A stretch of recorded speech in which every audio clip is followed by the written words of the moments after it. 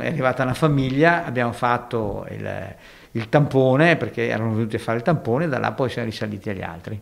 Da qui è scattato il contact tracing che in pochi giorni ha consentito all'ULSS 2 di risalire a un vero e proprio focolaio diffuso che finora conta 72 soggetti, tutti rientrati nell'ultima settimana dalla Macedonia del Nord e residenti in varie parti della Marca. Ad accomunarli nella maggioranza dei casi anche la mancata vaccinazione, soprattutto tra i casi sintomatici. Non erano vaccinati, tant'è che un paio di questi, anche giovani, sono ricoverati in terapia intensiva e intubati. Quindi vedete che chi non si vaccina, chi è a rischio, anche se è giovane, può arrivare in terapia intensiva.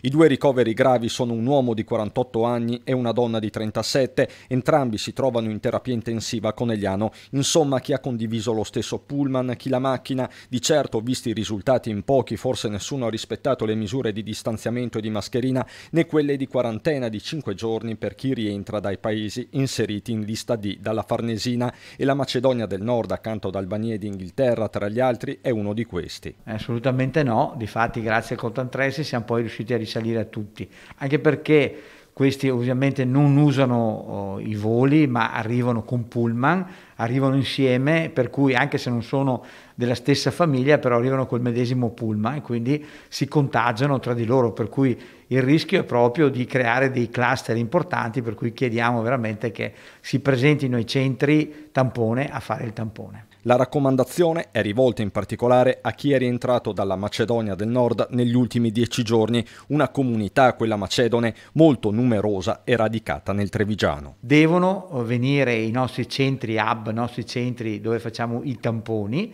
Il tampone è gratuito, devono venire a fare il tampone perché questa è una garanzia per loro, per i loro familiari, ma anche per gli altri, perché queste persone lavorano nelle imprese, lavorano come badanti, per cui è significativo che debbano venire a fare il tampone al rientro.